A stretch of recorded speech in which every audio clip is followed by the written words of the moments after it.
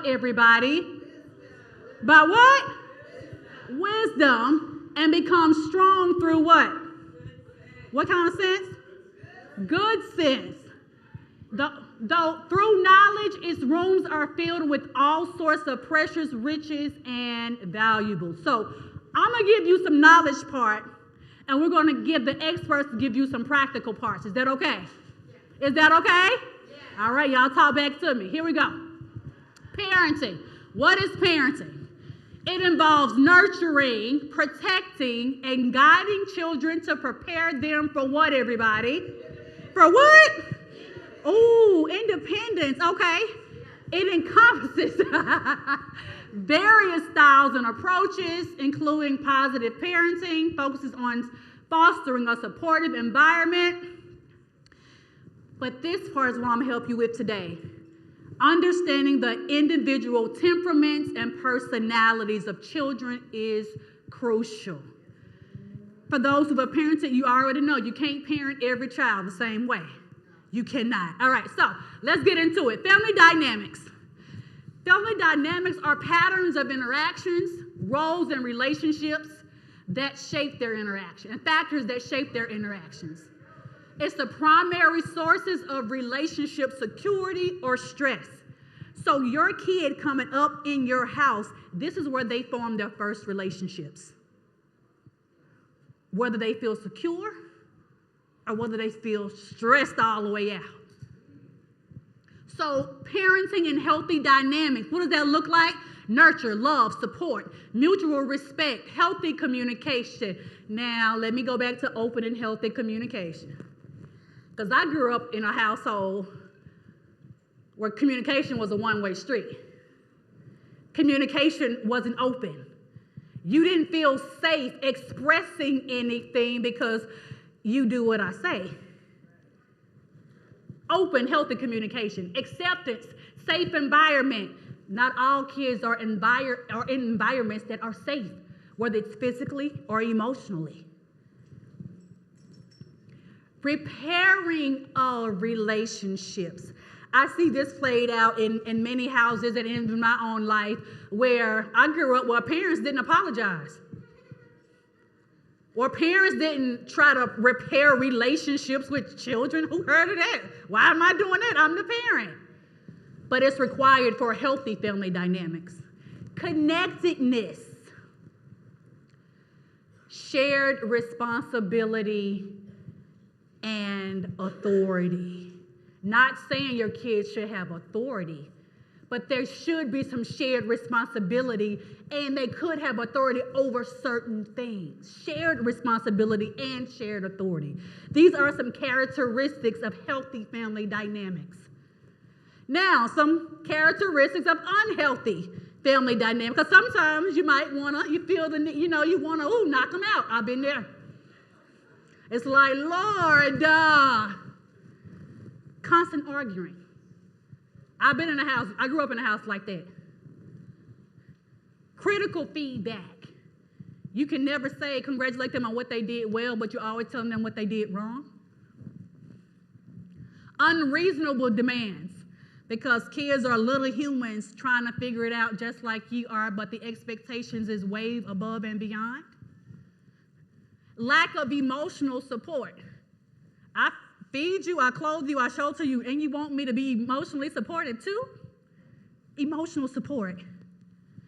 Sometimes lack of privacy. You know, some of us grew up in houses, there ain't no privacy. You ain't got no privacy. It's my house. Pray for my husband. But there are some spaces where privacy is needed so that they can feel safe and secure. Dominance, controlling, emotional blackmailing kids emotionally. Blackmailing them with those things that will break them down just so you can force them to do something. These are characteristics of unhealthy parenting and family dynamics. Violence, abuse, that goes without saying. All right, so let's get to it. There are basically 4 parenting styles, and I'm sure you'll find yourself in one or more, and you will see your parents in one or more. First, we have the permissive parent. It's child-driven. Whatever the child wants to do, that's what we do. They don't really have rules or consequences. And you overindulge in your child because you don't feel like fussing or fighting with them. So that you just let them go. We also have the neglectful parenting style that's characterized by just being uninvolved or absent, like I ain't finna deal with none of this. Provides little nurturing or guidance. You're indifferent to the child's social, emotional, and behavioral needs. We have the authoritarian parent. This is completely parent-driven, completely opposite of permissive. You set strict rules, strict punishments. There's one-way communication. There's no consideration for the child's social, emotional, or behavioral needs. But the authoritative parent, this is where I believe the most balance is found. You solve problems together with your child. Again, I was raised in a generation where the child was not involved in anything. There was no solving of problems together. You set the clear rules and expectations, but there's what kind of communication? Open communication and natural consequences. Now, I'm going to talk about this a little bit later. This idea of consequences versus punishment.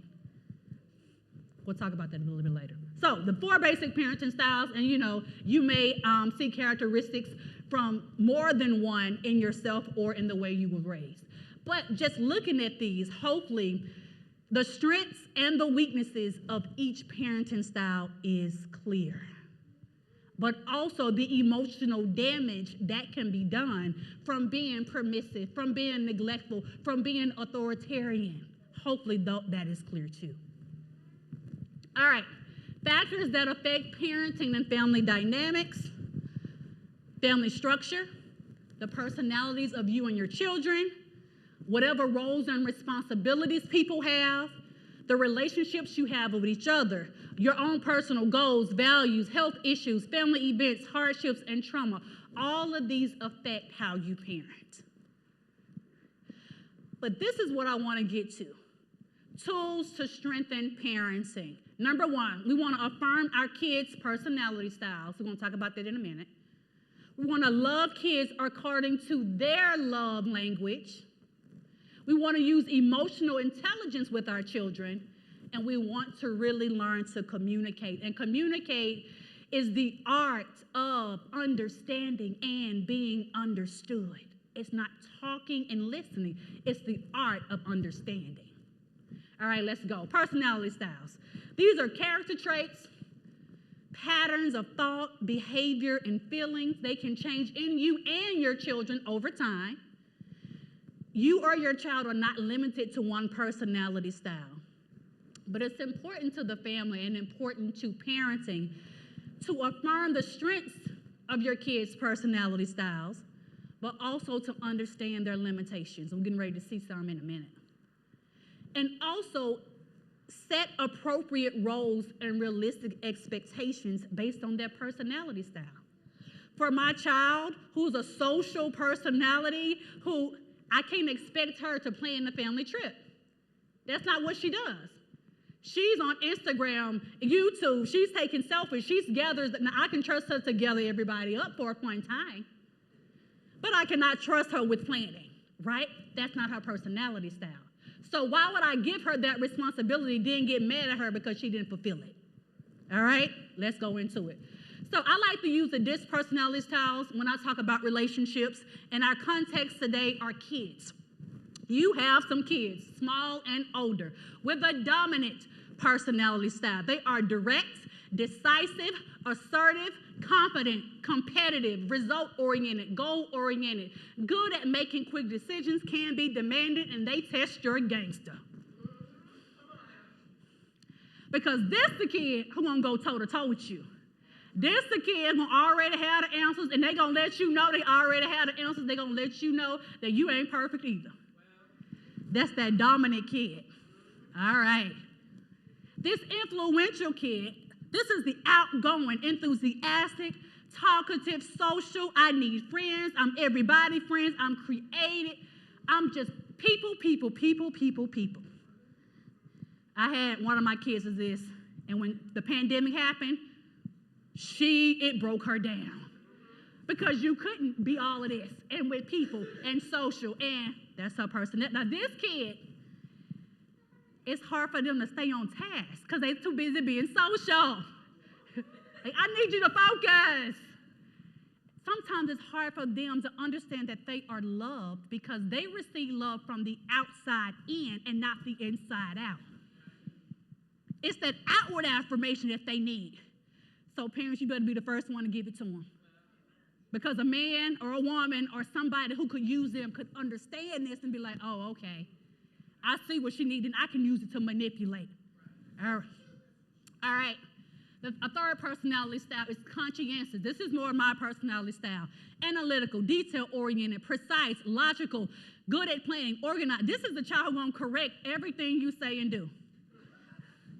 Because that's how they are wired. They think through details. They make sure 1 + 1 = 2. I got in trouble at school.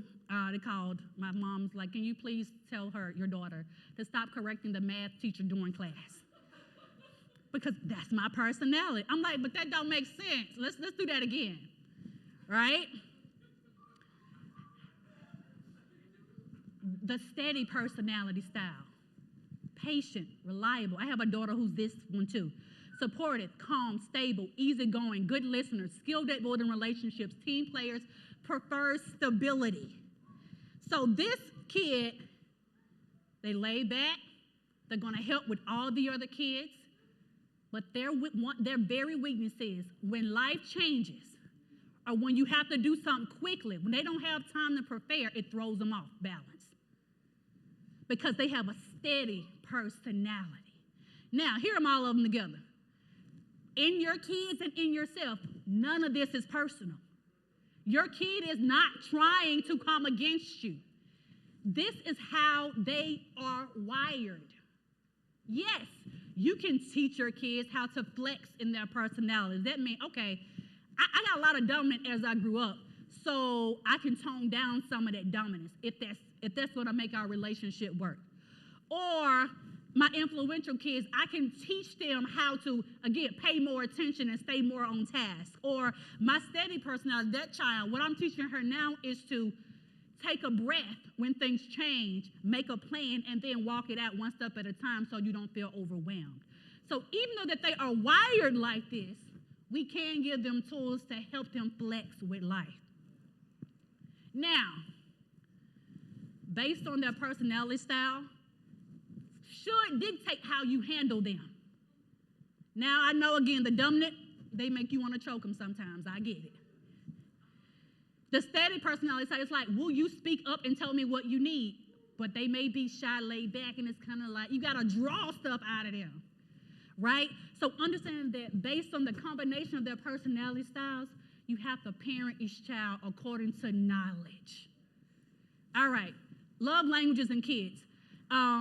I think Dr. Gary Chapman did love languages. He was talking about it in marriage. I adapted it to kids. Words of affirmation. Some kids need to hear they did a great job, that mommy and daddy loves them. That's what they need to feel loved. Some of them need physical touch. You need to hug them, hold their hand. That's what they need to feel loved. Some need your quality time, not while you're multitasking other stuff, because that's what they need to feel loved. Some of them love acts of service, you doing something for them, receiving gifts, you buying them something, because kids have love languages too. And now that you are aware of that, maybe you can love them in a way, especially when you get to those tricky teenage years. It's like, nothing I do pleases you. Like, what is going on? Maybe understanding for some people where they are in their love language, because that changes too over time, could help you to give love in a way that makes sense to them, because some of it is not about us. All right, emotional intelligence in kids. Emotional intelligence is the ability to understand, 1, manage, 2, and use one's own emotions to recognize, interpret, and influence the emotions of others. So I figure out where I am, how emotional I am. If I'm too emotional, I take a step back. Let me pay attention to my kid, see where they are.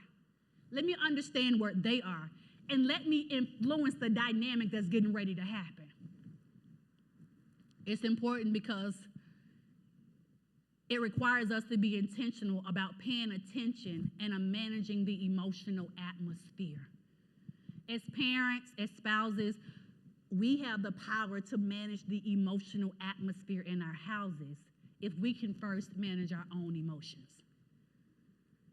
If we don't do stuff just because we feel like it, but we do it because it makes sense for our relationship with our kids, despite how we feel, we can really influence the atmosphere in our homes. So just because my child is screaming doesn't mean that I have to do the same thing. Just because my child is melting down does not mean somebody got to have some sense, all right? Come on, somebody. Somebody got to have some sense. And it's not going to be them. We're humans trying to figure it out. They're even tinier humans trying to figure it out. All right? All right. We want to prevent relationship stress as much as possible. Sometimes it's unavoidable, but we can decrease it over time. All right. Our last thought here is communication in kids. Communication, the process of understanding and being understood. Again, many of us come from backgrounds where no one cared if you were understood, and they didn't try to understand. But what happens is that when you don't take the time to understand, you're assuming that you know the full context. And then you create a pattern where they don't feel comfortable expressing themselves because you're not going to listen no way. Right? Understanding for them to feel emotionally safe, but also to really understand what's happening and not making assumptions about whatever their situation is. And this, again, important to family because we want to prevent and reduce misunderstandings. We want to make sure that they feel heard because we're going to be heard. Y'all know how we are. But we also want to make sure they will feel heard. And we're teaching them how to engage in relationships in a healthy way. These are the tools they will need to engage in relationships from the time they're in your house to the time they leave your house and further on. But if they've never seen it modeled, then they won't know. All right, tools for disciplining kids. Now, when I mean discipline, I mean training. Sometimes this word has a negative connotation where it means consequences or punishment. I mean training. Discipline, let's get a definition: to train with activities, instruction, or a regimen, and I'm going to say leading by example, that develops or improves a skill or character trait, specifically today in children. Now, I suggest boundaries and freedoms, because sometimes we talk about boundaries, which you can't do, but we never tell them what they can do. There's no balance. Again, we talked about communicating effectively, understanding and being understood. In the training process, grace. Why? Because God gives it to us. I told God, how many more times am I going to have to tell my teenagers to da-da-da-da? He said, let's count how many times I keep telling you to da-da-da-da. I said, okay, Jesus. Never mind. Just playing. He said, the same grace.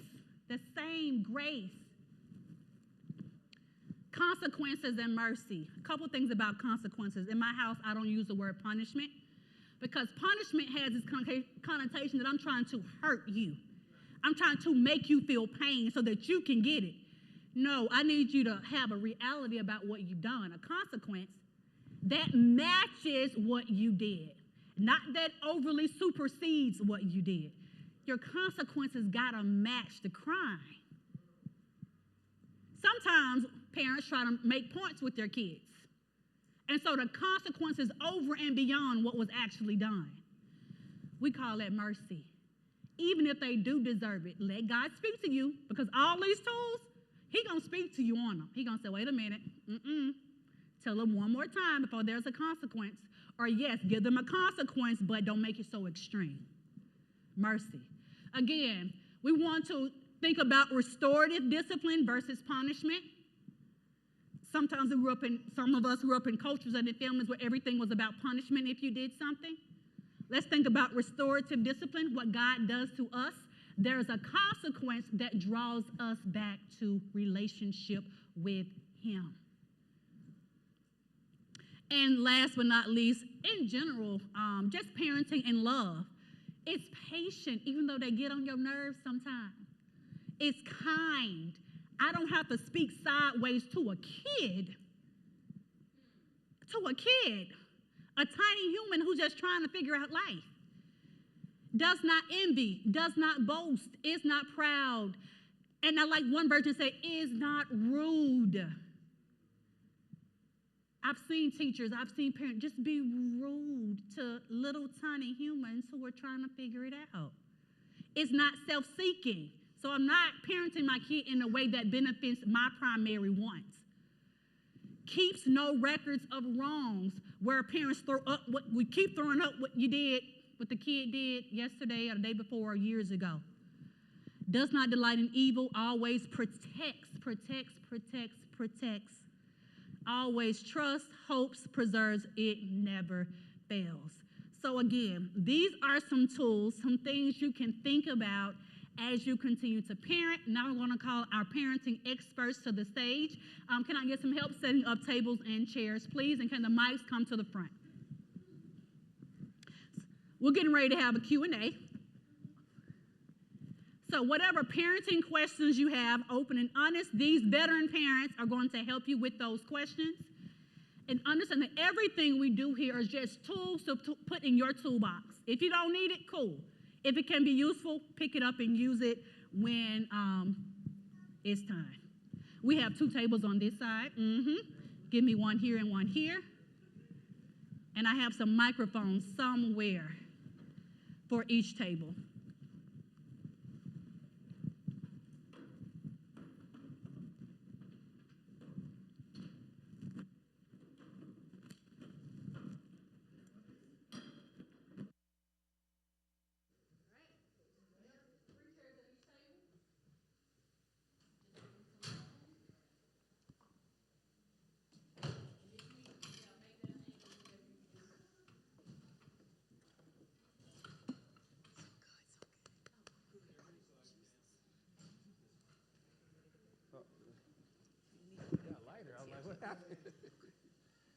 Can you give this to him too? Thank you.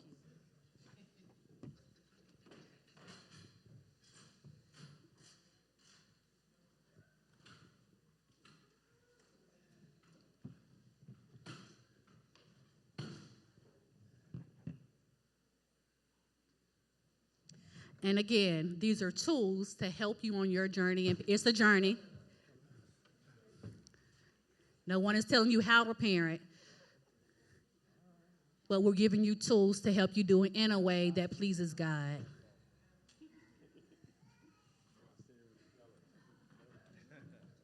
Questions? Take questions from the audience. Okay, audience, you're so beautiful. We're going to take questions from all of you. If you have any questions for anyone on our panel, please raise your hand and I will come to you. Any question at all? Let me walk around. Any question here?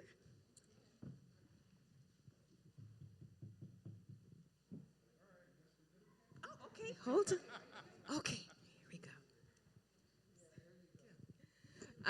My question is for all of you, if you could give me your parenting credentials, how many children you have, grandchildren, all of that. That way we have some context for how you're answering your questions.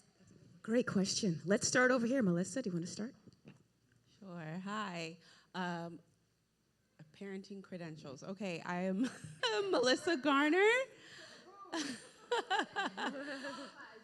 Let's see. I guess I started my parenting journey with my now, 14-year-old goddaughter that a lot of you guys know I used to have every weekend. She's since moved. I have my 10-year-old stepson, and I have my 2 girls, 7 and about to be 4.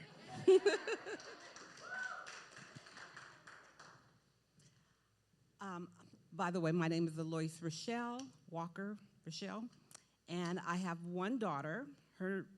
She's 38 years old, and it feels like I just had her yesterday. So I want to warn all you parents that have young children how quickly it goes. That whole eye blink and then they're adults, that is so true. Yeah, she's 38 years old. She's my only child. And although I do have some step children, I have 4 step children, and I did play a part in raising some of them as well. Yeah, and I'm a grandmother. Woo! Yay! Way to go. Okay. Congratulations. That is like the best, the best. See, all the rules go out of the door. It's all love, love, love, love, love. But so I am a grandmother of 4.5-month-old little Ava. Good afternoon. I'm Ethel, and my parenting started in 1985. I have a daughter, and she's almost 40. I have a son. He was born in 1988.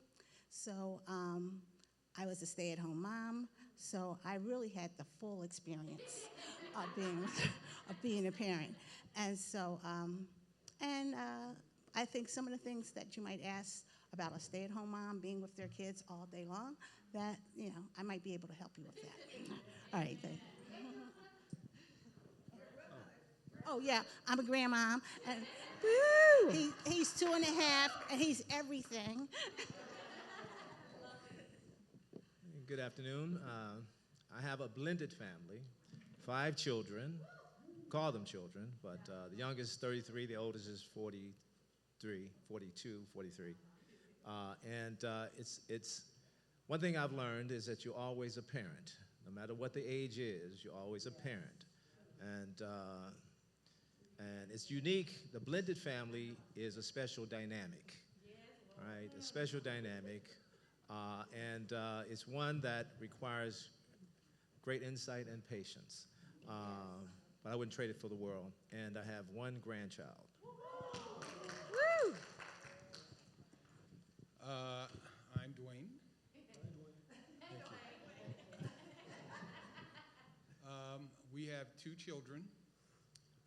One is 25, born in 99, and one that's 24. I have had the wonderful experience of being an at-home dad for a short period of time.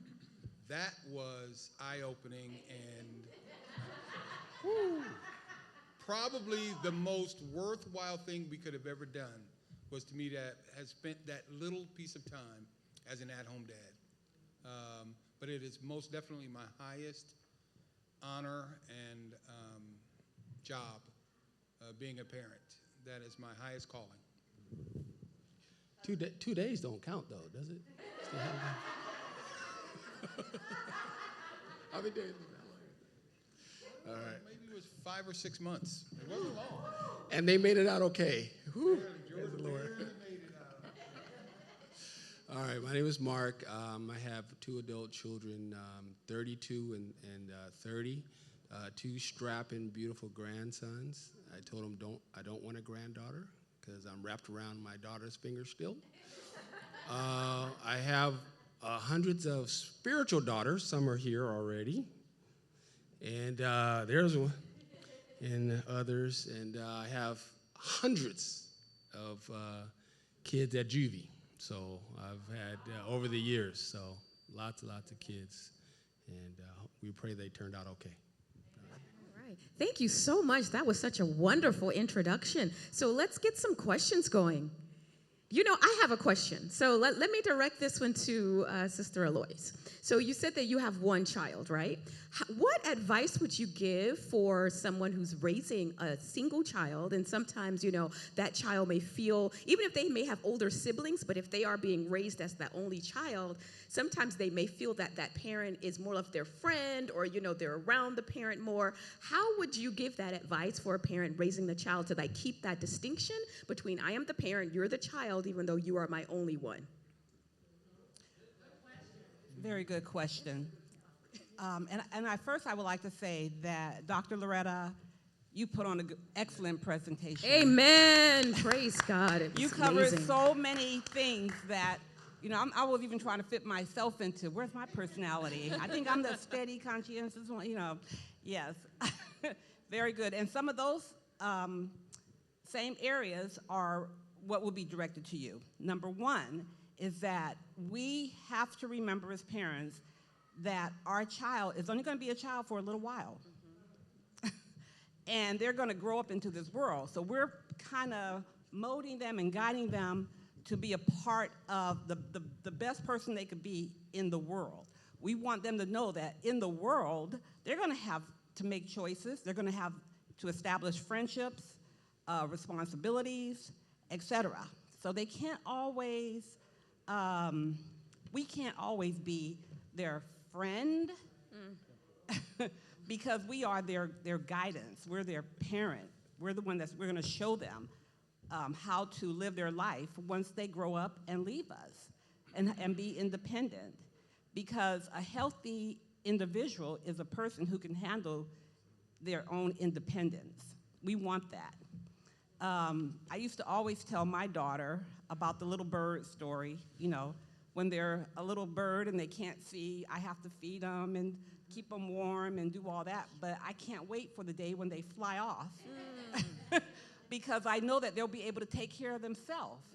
I would hate for my daughter to have been 25 years old and couldn't fly out of the nest, So we have to teach our kids how to fly on their own and to make good choices on their own and to know that we're there for them. We're there to support them, encourage them, for any time that they need us, but there's also going to be a time when may have to take care of you. And but that's my whole thing is to teach them how to be independent. Give them all the love that they need, all the support, all the encouragement, but let them know that they too are going to have relationships outside of you. They're going to have friends, they're going to have girlfriend, boyfriends, they're going to have a husband, a wife, and children. And that's what you want to guide them to be the best that they can be at those areas. Good. Thank you so much. Wonderful. Yes, Dana. Hi, everyone knows me, and I'm an exhausted mother. I guess my question is, how do you discipline a 1-year-old? Because it's like, it looks like they know what they're doing is wrong, but then you discipline them and, well, let me speak for Soraya, she thinks that it's a joke sometimes. So it's like, how do you find the line? Like, what do you do? Like, it's just hard. Discipline, there's different approaches, and it's more about teaching than punishment. And so one approach is redirecting that child. The thing, if they're doing something that's harmful or negative, then redirect them to something that's constructive or positive. And so it's guiding them along so that they can get the message at that stage of their lives. Because as a parent, you're modulating the approach you use in raising your children based on toddler, pre-adolescence, adolescent, teenage. You're modulating as they're developed, right? And so you keep in mind where they are as a toddler. How do you reach that toddler? You use the means of redirecting, refocusing. And it's less about discipline. It's about instructing. It's about teaching. And also, too, in terms of action speak louder than rules. And so they're watching you. Even as a little toddler, they're watching everything you do. And so we have to be ever conscious of what we're modeling and how we encourage them to adhere to what we're teaching them, right? Our tone, our spirit, our attitude, how we approach them. They can learn by virtue of not necessarily language, but by the way you connect with them and praise them when they're doing something good. So it's just a matter of redirecting their focus and reaching them through the various means that they're able to comprehend at their age. Very good. Redirecting the focus. Thank you so much, Elder. So as a stay-at-home mom, most of the time, any tips on how to stay patient and kind all day? All day long. Anyone? Would you like to direct this to someone specific or? I think Sister Ethel, I think you're about to say something. Sister Ethel. Well, it's you have young ones, and so instruction, just like Pastor Perkins said, it's a balance. You know when they're doing something that's just like driving you off the wall. But, after that, you can calm down and say, okay, what is it that I want them to understand? And this is what I want them to understand, and you do it like that. I don't know if you had problems with them, like stopping playing with toys or something like that. You want them to go to their next event, go to bed or something like that, right? Okay, what I did was, I don't know if you remember the Casio watches, but I had a watch. And I had a watch, and I showed it to them. I said, this is our watch. When it goes off, it tells us what we need to do. And so Very that good, was our very number good. one. Good So, one. I had that for them, and I would set it for a timer. You're playing with your toys? Okay, let the watch tell us what to do. It's going to, after when the watch comes on, it's time to go to bed. You have an Apple Watch now, so you could probably do that. But I had a Casio watch. So that's something you could use, just to do a transition to the next activity that you would like for them to do. I love that.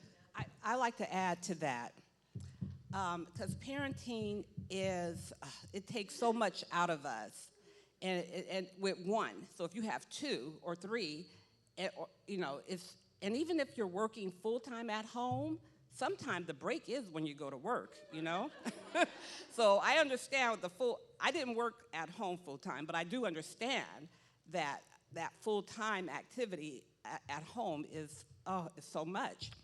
So one of the things I would say is don't forget who you are. Know that you need a break and for you to take care of yourself. And what I do remember about raising my kid, I can remember always speaking in that little 2-year-old tone, like, hi, baby, And I remember one day calling my friend and having an adult conversation. That was like, that was my break. So seek support from your friends, from your church, from your family, from whoever. Take care of yourself. You got to take care of yourself. I was going to say the exact same thing. Have a couple of go-to activities. I'm at home most days, working at home with my lovely 3-year-old. And so there's a couple of activities that I know that she will sit and just do by herself. Usually the worst ones, sand. If I give her the sand, I know I'm gonna have to deal with it later, but I have to set up some breaks for myself throughout the day. She's very clingy. She just wants to be up under me the entire time. So I know, when I need to, you're getting there, When I need to, I can pull out the sand, or, I can set you up with the paint right here, and I will get a good 15 minutes, and I'm going to use that 15 minutes. I'm going to go watch a show. I'm going to go hop in the shower real quick. I know you'll come right in there and pull me out when you're done, but setting up their little activities that you can do, and your child, so you know what will get their attention. Have those set apart so that they don't have access to it all the time, and pull those out when you need that break. Okay, you're driving me crazy right now. Here, take 15 minutes and play with this. Let mommy have a break. Very good. Great insight. Okay, here we go. I don't know if any of you guys can answer this question for me, because in your parenting dialogue, you did not give me this. So I'm a blended family. Our oldest is 30. Our youngest is 8. We have 8 grandchildren, going on 9. And out of all of this, the question is, because we're such a large family, we try to be involved as much as possible within our children's, our young adults, and our grandchildren's lives. How do you manage it? Especially when you have an 8-year-old that is very active in everything from sports to church to school, academics, challenging things that are timely. And she has her own way of managing the adult's time. I don't know if all of you guys got all of that in one, and a lot of traveling. So I don't know. I'm going to start since they didn't pick up the mic. In my business family, we started to have that issue, and what we decided to do, I told my teenager when she first, you get to pick 1 or 2 things a year. I don't care if it lasts all year or if it lasts 2 months. We had to be honest about the time we had and that what we could and could not do. And like my 22-year-old right now wants us to fly to Huntsville for our 1-year-old grandbaby birthday party. I said, but no, I had to just say, no, we had to put up boundaries around our time and what we could and could not do. And let feelings hurt be feelings hurt, but they got over it. Like, it was fine. They understood at the end of the day. And so that's what we had to do. Yeah, I was going to say, don't be too ambitious. You know, I feel like a lot of people, you want to get everyone together, let's do this 3 times a week. We can't handle that. I'm like, honestly, even if it's, family worship once a month, let's get together. We're just getting everyone to, let's see your face. It's going to be real quick.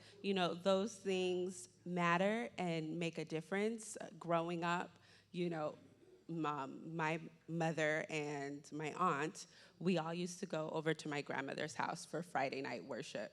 Now, because she was our babysitter, it was easy for us to do that every week, or most weeks. But even if it was just like a once a month or once every other month, just getting us all together to do something small, it doesn't need to be a big family reunion or anything like that. We're just gonna call, even let's all get on it, now with technology, let's all do a Zoom call, all you young ones read, 2 verses of whatever, just so that we're having that face-to-face. We're remembering, we all grew up real close family, and I feel like as the generations go on, we all kind of, separate, which is really sad. But even simple things, like I would just keep it simple. Gathering, I like that. So that's such a very important question. I want to open it up to the rest of the panel because I know all of us have concerns with time management and constraint, and I think that just hearing from you guys, we can all really benefit. So let me just open it up. Any of you maybe some of the men? Well, I think it's important to compartmentalize and use a priority system, determine what's really important and what's less important, and then collaborate on how best to fulfill whatever the demands are on the family, because you can't be everything to everybody. Right. And so it's really looking at what's realistic, what isn't, what's urgent, what's less urgent. So it's putting a grading system on it, and being realistic about that grading system, because what's important to you may not be important to me, that kind of thing. But put a grading system on that, and compartmentalize and figure out what's most important, what's less important, and always know that you can't be everything to everybody. Not everybody's going to be happy at the same time, and so be practical in that sense, and understand that's just reality. You're only one person going to be in one place at one time, and that's a matter of respecting each other's boundaries in the process. Beautiful. And I just want to add on that, communicate what you're doing. So you are making your grades on what's important and not. And I see a lot of times people assume that you should know that we're not going to show up to that thing because you know that we have to go to our daughter's thing. Guess what? They don't know. They have a different grading system. And they probably feel, well, your daughter's thing isn't that big, and this is bigger. So communicating that with your family members, we have this going on, and unfortunately, we're not going to be able to make it for this reason. We do still love you. There's there's no animosity here. We're not skipping out on you or anything. So that communication is really important. Don't just assume that everyone in your family gets it, because they're not, and their feelings might be hurt. And giving that apology, is nice. Giving grace to them when they give it to you, is important. Very good communication. Any of our other men, Dwayne and Elder? Well, they gave me the mic. So a couple things is it takes a village. What everybody said was very practical, but it takes a village. So you can't be all things to all people, but having a big family, okay, we can manage expectations and reality and logistics, and also spread the love around. Can you go to that? Can you do that? FaceTime and so forth. The other thing I wanted to say is when a child's involved in good things, enjoy the ride. Yes. Okay, it might be bumpy, crazy, but she's doing good things. And so, because if she was doing other things, it'd be 100 times worse. Wow. Good stuff. I'll just keep it short. The most crucial thing, especially when you have those time constraints doing other things, is having a real, authentic relationship with them. They have to know that your relationship is legitimate and sincere, and that their best interest is what you have at heart. So when you do have those other complicated, well, I can't do this, I can't do that, if they know that you love them, you are set. And then you can have a real conversation about why you chose what you chose. One thing DJ told me that I affirmed him so much that when I do say I can or can't do something, he understands there's a good reason why. Wow. That's deep. I love that. And you have a question? Okay, Cornelia has a question. Elder Perkins, you said, this is for everyone, but you made a statement about you're a parent your whole life. Can you just talk about the phases of parenting? Adolescence, young adult, and many of you guys have adult children. The phases of parenting. I kind of missed the last part of that question. Can you just talk about the phases of parenting? At one point your child was an adolescent, a young adult, and now an adult. How your parenting styles has evolved as they got older. Yeah. Well, I'm more of a coach. And so, we're not called to be friends, we're called to be parents. But the dynamic of the relationship does evolve till you become more like friends as you get older. Because you're coaching to maturity, and it does take on a different tone and nature, right? But it's more about, you planted the seed by the time they get to my children's age. They hear about 2% of what I say now, okay? What needed to be said was said. You ever seen where you've taught your child these profound lessons, right? And you feel pretty good about it. And it doesn't resonate, right? And then they meet somebody they just met 2 hours ago. They say the same thing. And somehow it's like the eyes are open. It's a revelation. And that's a mystical experience, right? It's a fascinating thing, dynamic. But the relationship now is, I'm still coaching. I teach without a chalkboard, okay? I pick my spots, right? And I seize moments. One thing I've learned in raising kids, you should not be shocked about anything. Wow, and so, that's right. And so that your children have no fear in telling you anything and everything that's going on in their lives. I am not shocked about anything. So you can come to me and know that you will not be judged. I will not be shocked. Well, at least you won't know it. It's like, what? Are you crazy? But they won't know it. But they always feel comfortable enough to share any and everything going on in their life because they know I will listen before I lecture. And I will hear, I would understand before I teach, you know what I mean? So it's putting them first and not me. It's not about me getting satisfaction, about me venting. It's about me understanding and helping them through whatever they're going through because it's all about them. It's all about them. And so it's less about me. It's about keeping in mind what is my mission to help them make it into the kingdom. And so it's putting maybe some frustrations or disappointments, putting that on the back burner and always seeing them as a child of God. And that it is my duty and responsibility to help them get to where God would, help them to be their best self and get to where God has purpose for their lives to be, right? And so it's, your relationship will change. The dynamic of your relationship will change, but you'll always be a parent in the process. You know, as your kids get older, one thing is, I'm sorry. Seriously, we're not perfect. You say, I'm sorry. I used to sometimes raise my voice. I mean every word I said. But you know what? I'm sorry for raising my voice. Another thing I told my kids as they got older is, if you want to tell me something, just tell me to sit down. I will sit down and I will listen to what they have to. That way it prepares my mindset.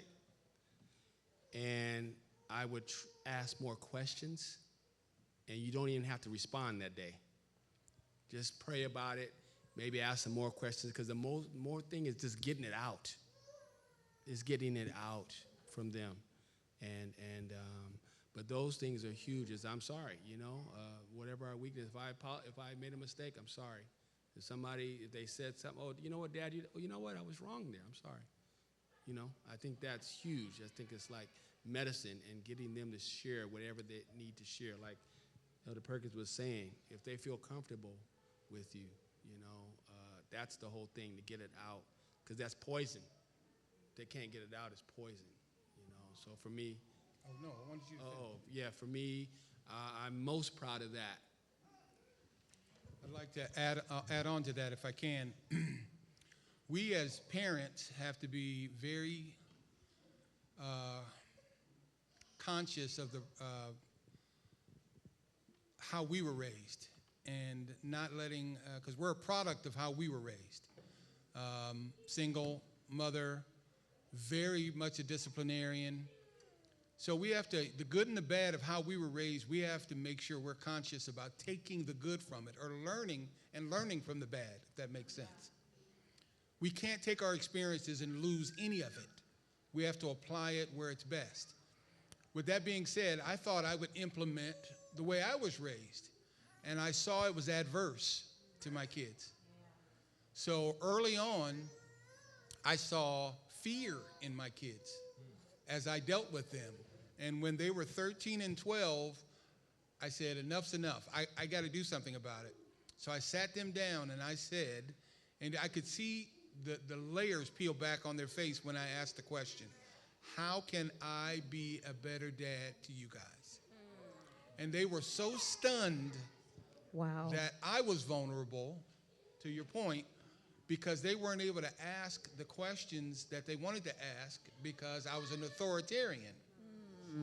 And I had to change it to, I forgot the color on the board. Authority, yeah.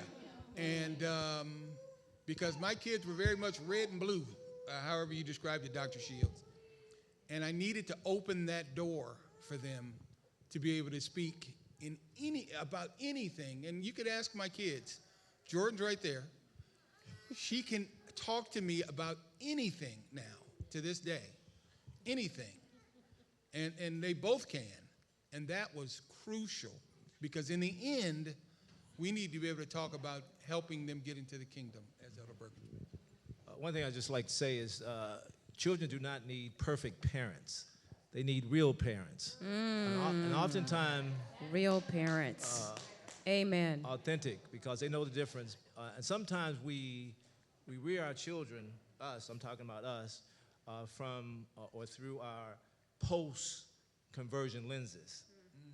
And we lose amnesia. We have amnesia and forget about our pre-conversion experience, right? All of us here have had pre-conversion experiences. You know what I mean? We have our lives, and sometimes we forget where we come from. All right? I know where you come from, okay? I know where you've been. Pastor? You know what I mean? I'm just saying. And so, so we have amnesia, and so we pound on our kids like we've always been converted. Like we don't have a past. We don't have an experience. I know we do. I know these brothers got experiences. Look at them, okay? And so I'm saying to you, we can reach our children when we are authentic, when they know we've been somewhere, and not try to conceal it, not try to live this plastic life before them. I'm not saying glorify your past, but they need to know that you've stumbled and failed before too, right? And you've done some things that you're not necessarily proud of. So they need real parents, not perfect parents. This is so good. We have 4 more quick questions. Do you want to say something? Yeah, that's totally fine. Go ahead, Okay. Ms. Ethel. Ms. Ethel, go ahead. I just wanted to say that what everyone said is so true. Even though I was brought up in the church and I went to church school and did those things, later in my life I decided I was going to leave church. Not for specific reason, but I raised my children with the concept of what I knew as I grew up in church. And my kids are very well maintained. I've never really had any great problems with them whatsoever, but I just used the theory that we had in church to raise my kids.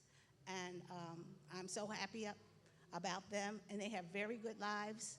And I think that it's important that we know that even though you might not, well, in my case, not attend church and not bring your children up in church, if you have a biblical Christian background, your children will see that, and you'll be able to give that to them also. Amen. And before the question, to top that off, I just want to say we should always be prayerful over our children and over our loved ones. We have to thank God for these wonderful bundles of joy that He has given us. Ask Him to help us to guide them properly, to put the right words in our mouth. I heard the pastor say in one sermon that our prayers will go on being answered long after we're gone. And I know that to be true because I've seen prayers of my mother, who's been deceased for 11 years now, and I see the prayers that she prayed over her children come into play. So we have to be prayerful. Never forget that it is God that is helping us raise our kids. You know, it's like me and God. We have to raise this kid together. Yes. So that is, always have prayer. In the morning, evening, always pray over that behavior that you're concerned about. Pray over it. Wonderful. I love this. Dr. Shields, would you like to say something first? So I think my question may be for Elder Perkins, but anybody who's been in the situation, please say something. So we have a blended family. And first question is, how do you navigate the titles of the various parents? Oh, that's good. All right, so our situation, unfortunately, my kid's biological mom has passed. And like my oldest child she calls me Mother Dear. My youngest child calls me Miss Loretta. My middle child goes in between. But like when we're at places, just say the school, like, yes, this is my mom, right? So how do we navigate those titles in the various situations? I always tell them, I could never replace your mom. I'm not trying to. You know, we have this conversation often. But sometimes it can get weird, sometimes depending on the family, the place, but also depending on who's in front of us. Like it may switch up if we have other family members around versus if we're at like school where I have to register them. So how do you kind of navigate those roles and titles? Great question. Yeah, I think it's just organic in a way. I think you don't force it. You're speaking of how your children may, the blended family, refer to you out in public and that kind of thing. I think it has to come natural, right? And so it's going to be reflexive, and you know the relationship, and so you understand that when they call you Miss L. Miss L. Or they may, I don't know if they call you Loretta, but the fact is, you all know the dynamic of relationship, and it's something that will come organic, and we appreciate that, because it is about your relationship, not what other people are thinking. It's about how you are relating to one another and what's important to the blended family, and you all define that, but it's something that comes organically as you all relate to one another. You know, if they're older teenagers, when the relationship came together, they may feel uncomfortable calling you mom. And so they may call you first name, you know, and it may be uneasy, you know, and may over time come to refer to you as Miss C or Dr. C, or, you know, Dr. L. Yeah, you know what I mean? So it's you all define what's important to you, and let it be organic, not forced, because if it's forced, it's not going to be natural, right? And so you all have to define that. Mm-hmm. So for me, I've been in my stepson's life since he was born. And so my husband and I decided early on that we would come up with a name that, you know, we could raise him using, because his mother is still in his life. We didn't feel like it was appropriate for me to be mom as well. So we came up with Ima. Throughout the years, sometimes I am mom, you know, especially after we had our two girls, and they're calling me mom. And so when we're all hanging out, you know, oh, go tell mom, you know, just naturally. Sometimes I'm Ima.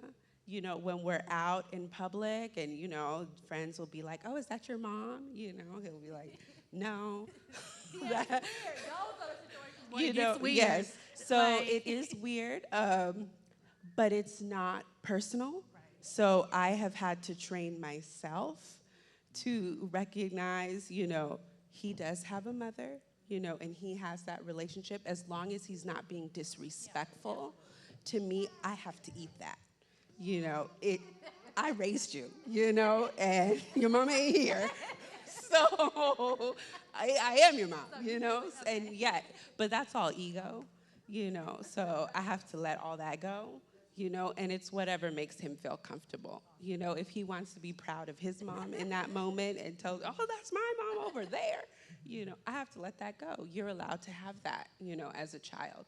And it is hard, but, you know, anything else is all ego. So you just gotta let it go. Thank you, I appreciate that, both of you. So I have a question as I say auntie mom and mom over older kids.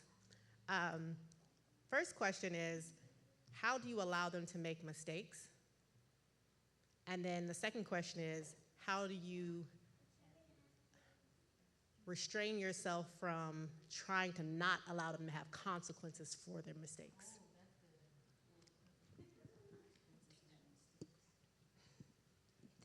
How do you allow them to make mistakes, and how do you prevent yourself from trying to prevent their consequences?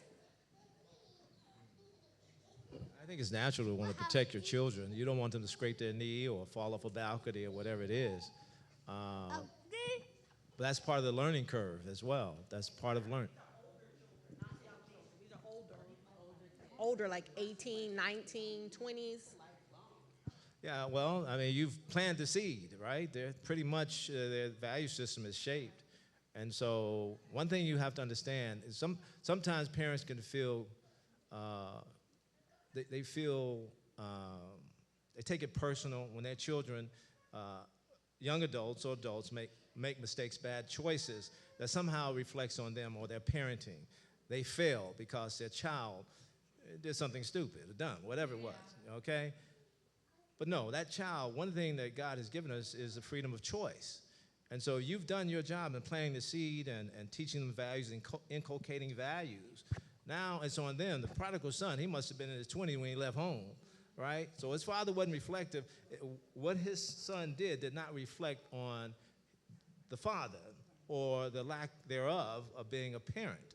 And so they have the freedom of choice. And if you make bad choices, you know, there's cause and effect, and they have to live with that. You can't prevent that. you can't keep. And I tell my children, you didn't invite me to the party. Don't call me to clean up. Okay. So. That's good. So, I'm gonna use that one. So you have to come to a place where you accept the fact that you can't control everything your children do, and they are going to live their lives, and they're going to do things that you're not even aware of, right? And that's why I say when they come home, don't be shocked, okay? But they're going to make some bad choices, and like I said, when they bring it to your attention, hear them without judgment. Be there for them and help them, even if you choose not to help clean up, but you can be there to give them guidance through that process. Yeah. That's why you're head elder, okay? I'm not him. I love him. He teaches me all the time, by the way. My baby girl, okay? I'm scared, okay? When she was growing up, if somebody touched her, I would lose it. I would sit in jail. When she went away to Oakwood, I told her, please, please, please, okay? Because I will, while you graduate in 4 years, I'm doing 25 years of life over in Alabama. You know, it's when I used to take my baby girl to some of these parties and stuff, it depends, you know, the Glendale parties, not the one here. She tried to go out here. I said, no, nah. The other ones, I'd take her, and I'd park right outside. She knew the first time I did that, she came, I checked, the father, okay, big strap, okay, we good. So I just parked outside. She didn't know it. At the end of the party, she was going to call me. She saw me park right, place I took her, I parked right there to let her know, Daddy's here, Daddy's here. And so Elder is right. For me, I wanted her to know, you're my baby girl, okay? And certain things is consequences. I mean, everything is consequences, but certain things I'm scared of. If somebody messed with my baby girl, I would lose it. And some here, we've had a couple little situations. It's like, it's scary, you know, because we all have roles. We have roles. There's a father role, a mother role. And so I'm trying to keep it short. My son, oh yeah, we let him do some consequences. It's, you know, certain things, you know, because he's got to grow up. But there are different roles between a father and mother. Yeah, and father's like, nah, we ain't doing that. But you know why? There's a reason why there's husband and wife. And I'm sorry to say this, I'm going a little bit off topic, but parents, doggone it. Can I say that on the platform? Yes, you can. You know, we got to be on one accord. We got to be on one accord because the kids know everything. They know, they see our dynamics. They know better than we do. They see it all. Can't fool them. But when you're on one accord and we have different roles to play, so we game plan. You got a game plan. And so I say that all to say, as they get older, like the elder's saying, you only have so much control. I had to tell my son, if you committed cold-blooded murder, I will still love you. Okay, I'll be visiting in jail, but, you know, I will still love you. I had to tell him certain consequences now you can't tell the kids everything because sometimes they use that against you. But what I'm trying to say is where there's no vision, the people perish. And sometimes with my baby girl, a lot of those relationships, I said, see what happened? See what happened? See men, see men. You know, not to make them, you know, but you got to play for keeps. So it's setting that vision. You got to play for keeps. You can't play that game. You get burned, okay? With my son, I tried to reach him in a different way, like you're saying, the parenting styles, what you bring to the table is so excellent. Amen. It's excellent, roots to the ground. It helps you grow. And so I'm saying it's not an easy thing. Certain things, okay, you got to let them see the consequences, not call it beforehand. This is what's going to happen. This is what's going to happen, just so you know. And when they start tasting that, they already know that's that path. Nah, I'm going back that way most of the time. But it depends on what it is, what consequences. My baby girl getting pregnant, no.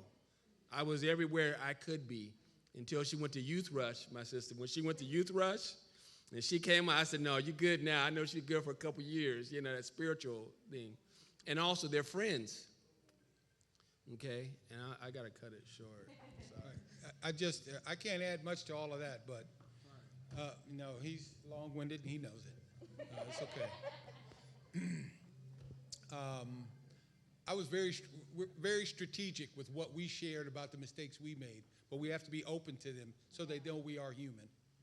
And so when our older young adults make mistakes, you have to be able to share in an empathetic manner. But I also use my wife and I use that as an opportunity to show them that wisdom is in learning from other mistakes, not making them yourself. If you can do that in any way, Yes. shape, or form, be wise, learn from other mistakes. You don't have to make it yourself. I'm sure I've made just about every mistake out there, so I can share it if need be strategically. But it's meant to steer them away from making the same mistake.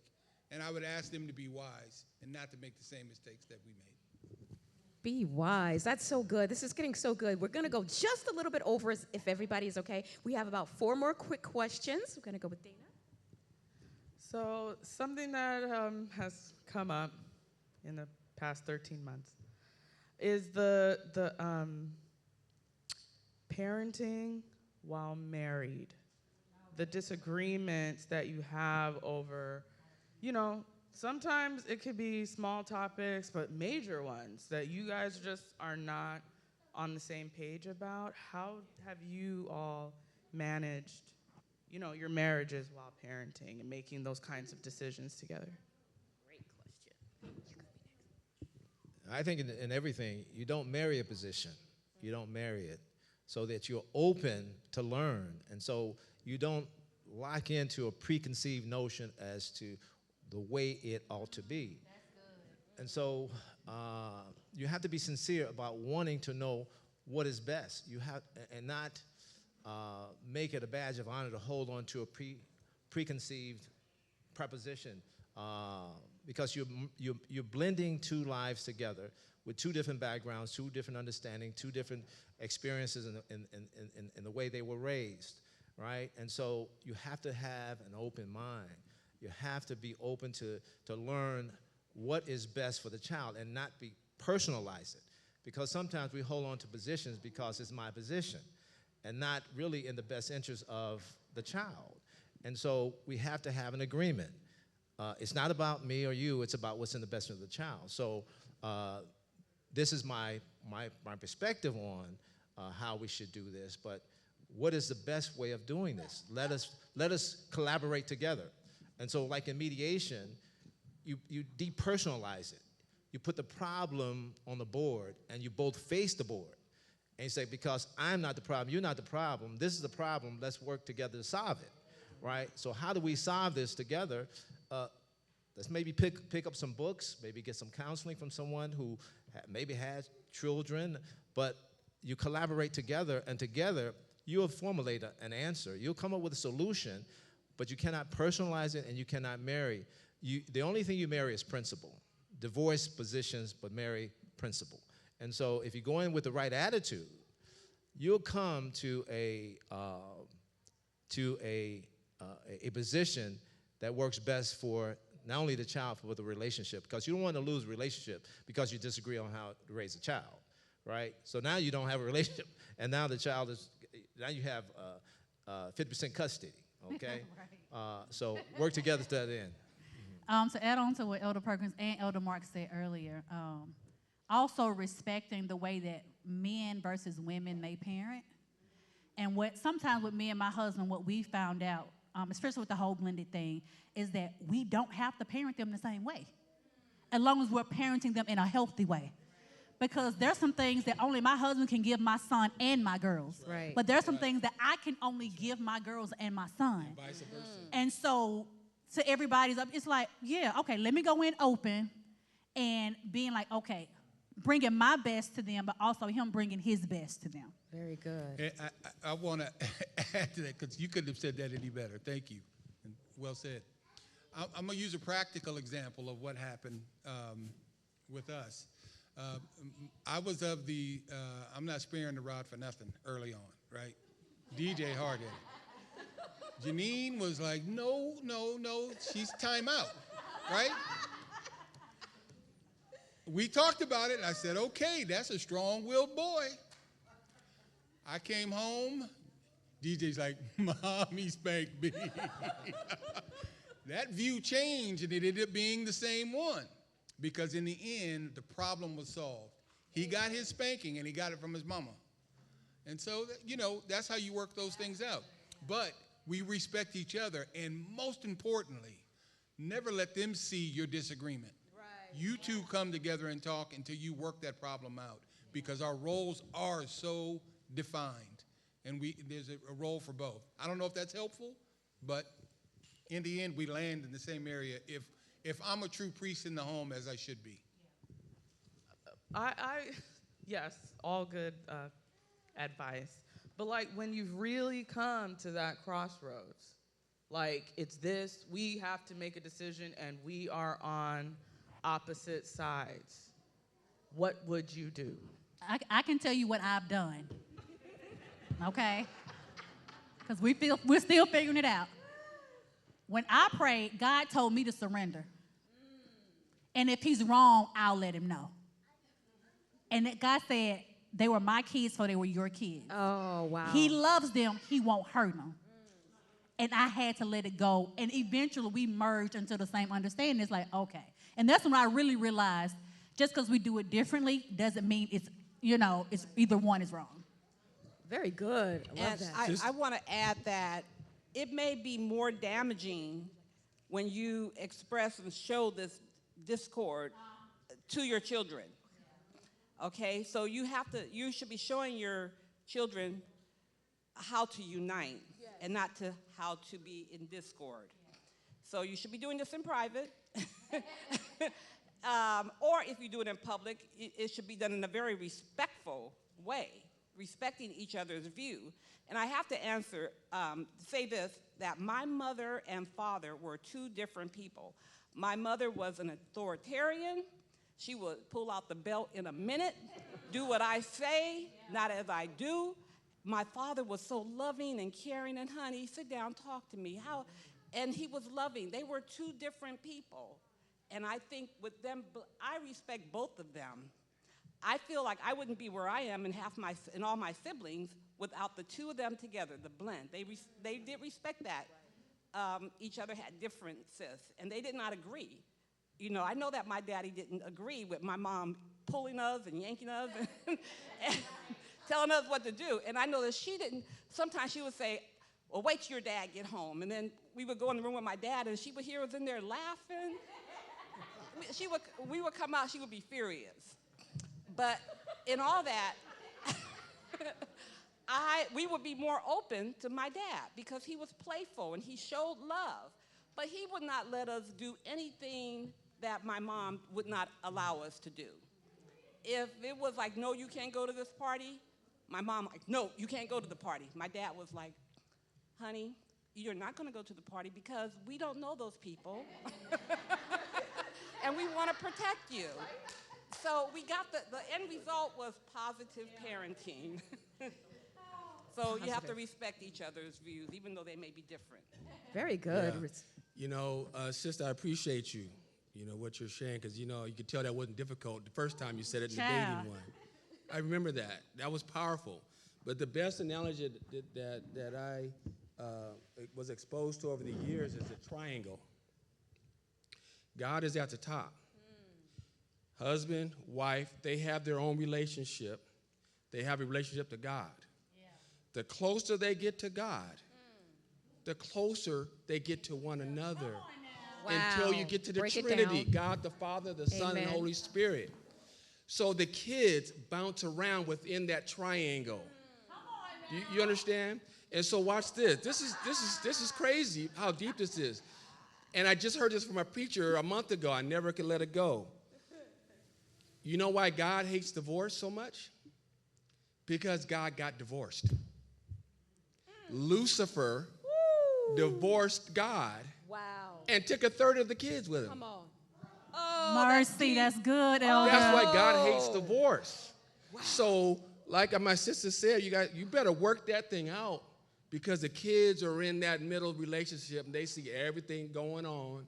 We ain't perfect, so that's why we can say, Daddy's sorry, Mommy's sorry, we sorry, and we better work that thing out. Anyway, I can go on, but Woo, that was good. Very necessary. And there's Elder? another approach too. Oftentimes we validate and confirm whatever position we take. So there's another approach. It's called deconfirmation. So whatever position you take, look for evidence to disprove your position. That's right? good. So if he has a position, his responsibility is to deconfirm that. Look for evidence to contradict what he believes. And in the process, you'll find what's best. It's deconfirmation. Use that approach, and oftentimes you are able to solve that problem because what it does is dispels your heartfelt positions. What we marry, what we hold on to, what we have convinced ourselves is the only way of looking at something. So use deconfirmation. You personally look for evidence to contradict what you believe.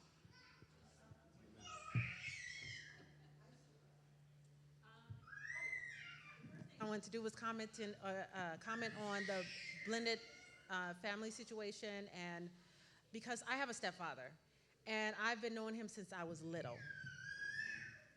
I do now, and I have always called him by his first name, but I still look at him as a father figure. I have said this to multiple people. God forbid if my dad passes away, he would be the one that walked me down the aisle because he's been in my life since I was a kid. What I appreciate about him is he claims, him and my mom have children, but he claims all of my mom's kids as his kids. He says he has 7 kids, but not all of us are his. And so I love and appreciate that about him. My question for you all, especially those of you that have different types of discipline, how do you deal with either the children or your spouse? If you're the one that's harder on the kids, how do you feel as deal with your children or your spouse looking at you as the tyrant? Because sometimes I've seen it in a marriage where the one that's always whooping, and the other wants to talk, then the one that's not whooping the kids is like, hey, that's enough. Don't touch my kids no more. You know, and then not only that, but then the kids looking at that one parent as, no, looking at the one that's whooping them as a monster. Yeah. Who would like to take that one? That's a good one. I think a key is what they said earlier. You got to have those type of conversations in private and get on the same page so that discord is not shown, because kids will use that discord against both parents. I was going to say the exact same thing. All those issues, don't do that to my kid. That should not be happening in front of a child. You have to have a united front in front of the kid. Now, my husband is the fun parent. You know, the kids know we want to play, we want to have a good time. We're going with daddy, you know, and mommy has all the rules. Mommy's not going to say yes. You know, and there's nothing wrong with that, because when my kids are hurt, you know, they're not running to daddy to kiss the boo-boo, you know, or whatever. They're running to me when they want, you know, nurture, not necessarily fun, but when they just want to be held, and they're not going to daddy, they're going to me. So, you know, even though I don't get to be the fun one, I'm the one who organizes all the fun, by the way, but even though I don't get to be, you know, known as the fun parent, when they want to hang out and play, it's not, oh, let's go to mommy. You know, I'm still fulfilling my role as the parent, you know, in their life and doing what they need, you know, and it's all about just fulfilling what your child needs from you in that moment.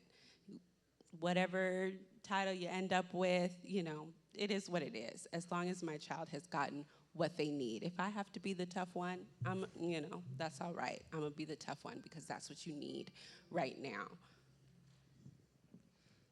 Very good. Anyone else would like to answer that before we wrap our last question? Yeah, I just wanted to say real quick, because when you said whooping, then that has a different connotation.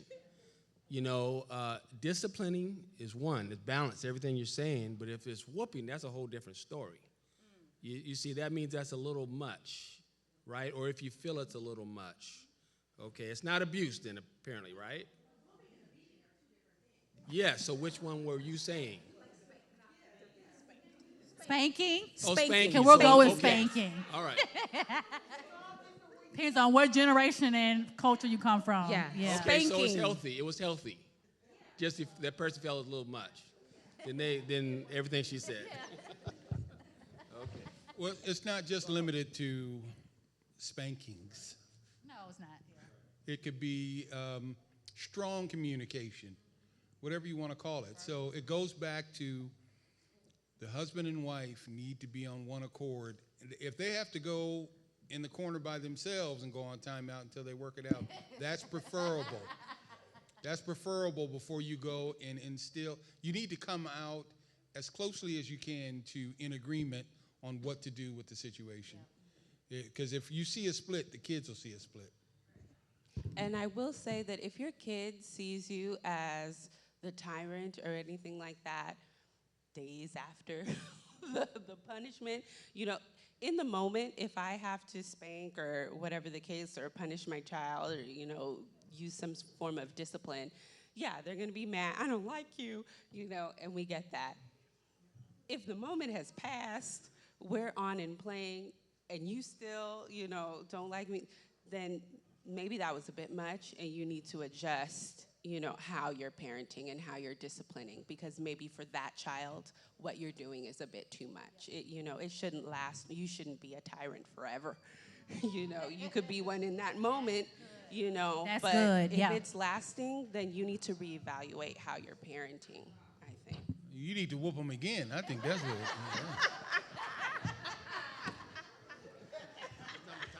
That is funny. We have our last question. Okay, my question is on parenting adult children. Well, I have two, a girl and a boy. The girl is very compliant. The boy is kind of challenging. I just become a grandma. And I noticed when I visited my daughter, there was something I noticed that came up twice. I was telling her about something that is in the house, that, you know, to move it, and, you know. And she said, oh, but Mom, this is my house. I said, okay. Yeah, I had that twice. So I'm like, okay, how should I relate to them? That's now good. She's married, she has her own house, she has her own child. So I said, Grandma, how should I relate to her so that we can still keep our, you know, cordial relationship? Y'all don't be scared now. I need somebody to address that. Well, I will say it is true. It is their house, and you raise them as independent young men and young ladies, and it's their house, and you have to respect their rules in their house. Just like when they were younger, they had to respect the rules in your house. You know, I'm a new grandmother now, so I'm at my daughter's home a lot, you know, because I want to see my baby grow up happy and healthy. But when I'm in her house, I play by her rules. And if I don't agree with those rules, I still play by her rules. But, you know, she has pretty good rules in her house. But there are some that I may be a little concerned about, you know. But I play by her rules, and I may take her to the side and tell her, you know, the reason why I disagree, but it's never because of, you know, that's not the way I raised you, or blah, blah, blah, blah, blah. It may be something very, I'm looking at whatever it is that may be harmful in the long run. Then I'll bring that to her attention. And usually she agrees because I raised her a particular way, you know. So, but in her house, I respect her home. And I don't just go into the kitchen and start cooking. I ask her, I asked her and her husband, it's two of them. I asked her and her husband, are you guys hungry? Would you like for me to make something for you? What would you like? I go through all that. I don't just go like my motherly duty tell me that I need to go in there and cook for them because they're trying to raise that kid. I ask. When they're putting the baby away or packing up things, I ask, how can I help? What do you want me to do? I don't want to take all the roles away. Yeah, I could take the baby and change it, feed it, do all the things that I want to do, but I don't want to, they want to do that too, so I have to ask them, do you want me to take the baby right now so you guys can go to the grocery store or whatever? I can do that. I go by their rules. And if you're in their house, you should go by their rules. And if you don't like their rules, then you can go to another house. Did I see Elder Mark's hand? Yeah, I got a little bit of that. What I was going to say is, you don't want to try to win I'm not saying this situation, but we don't want to try to win a battle. We want to win the war. So we want to go broader. And like you said, I'm not going tit for tat. This is not how I raised you. But you celebrate the things that they're doing well. You celebrate that. And something else, you just, No, I'm just kidding. Just let them know, oh, boy, okay, They know. They already know what you're going to say, basically, okay? But you want to win the war. And so it's less hands-on. Her house, her rules, okay. And then God will set up an opportunity where you can, she asks a question. A lot of times these young adults, I say, you guys make a lot of statements, say ask questions. Because my son, I said, whatever you say, bro, I'm 30 years ahead of you. And so we just have that exchange. But thank goodness for my grandson, because my grandson is really helping my son blossom very nicely, and I love it, okay? So you're a grandma now, the baby girl's going to help. Also, too, I think it's important not to personalize it, and always ask yourself the question, why is it important to you? Why is it important? In the scheme of things, when you really think about it, if you really dissect it, it could be more about, your rank, I'm the mother, as opposed to the essence of the issue. Is it really important? And so I think it's it's vital that we really look at the why.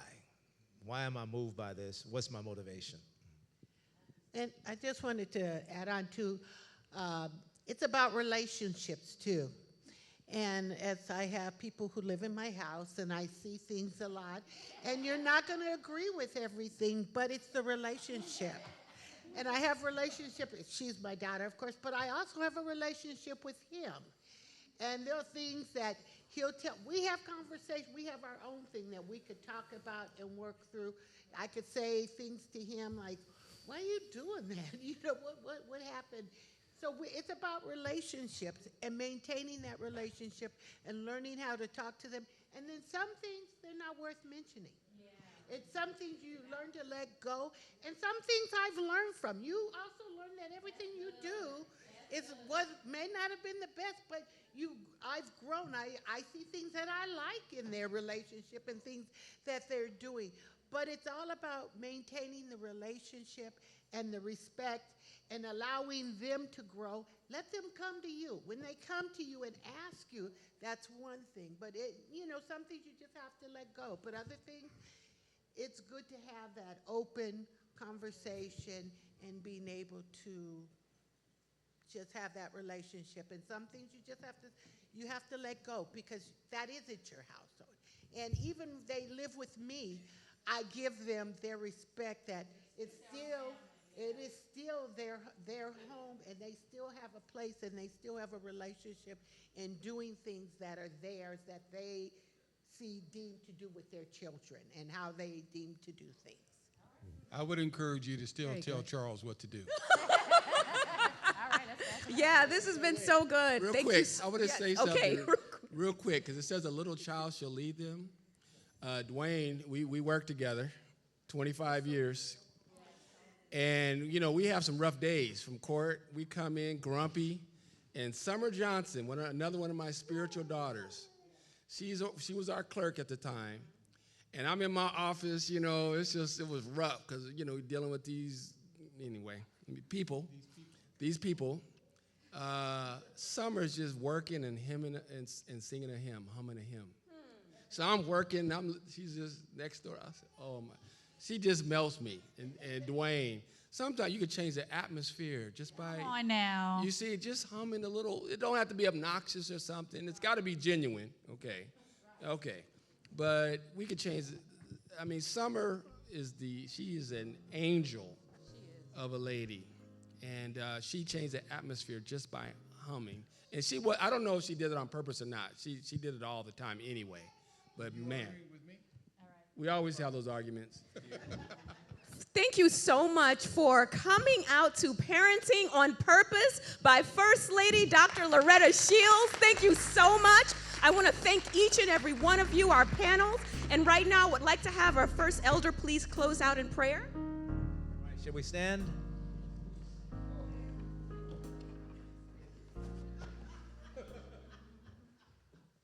Our Heavenly Father, we thank you for this awesome Sabbath that you granted us. Thank you for the preached word today, Sabbath school. Thank you for this panel discussion this evening. Very enriching, very informative. We thank you for the First Lady who spearheaded this occasion. I pray, Lord, that the lessons that were expressed and shared, I pray that we will take them to heart. But all in all, recognize that you are the source of all wisdom. And so we praise your holy name. We pray that you will be with every family here as we depart this place. Please, Lord, deploy angels to watch over us that we may make it to our destination safely. In the name of Jesus, amen.